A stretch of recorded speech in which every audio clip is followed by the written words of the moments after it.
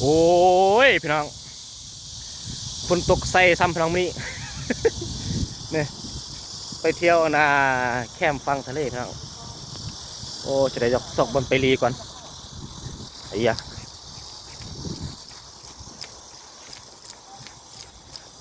อุ้ยบ่ได้พี่น้อง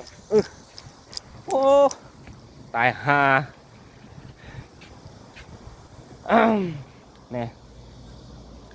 สัญลักษณ์บนท่องเที่ยวแห่งนี้เนาะสิมีอันน่ะโลโก้เป็นตุนกพี่น้อง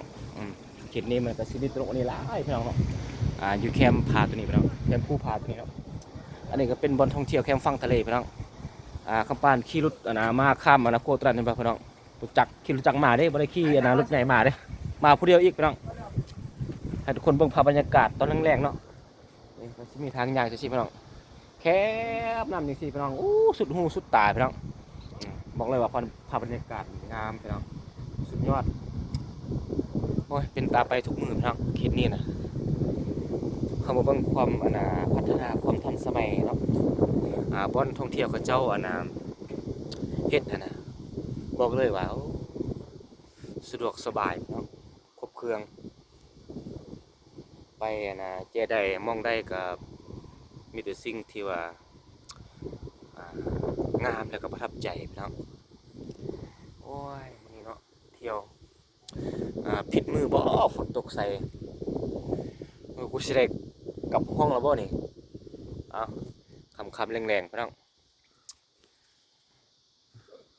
ไอ้เหี้ยโอ้ยน้ำพี่น้องสุดหูสุดตาเอ้า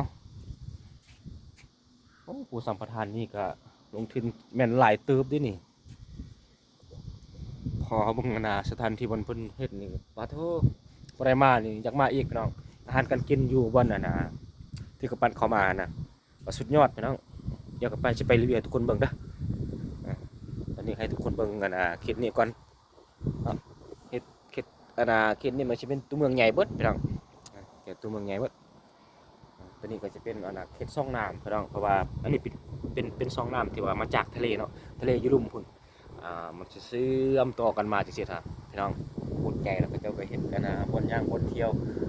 หลากหลายอย่างพี่น้องให้ทุกคนได้ชมได้สัมผัสพี่น้อง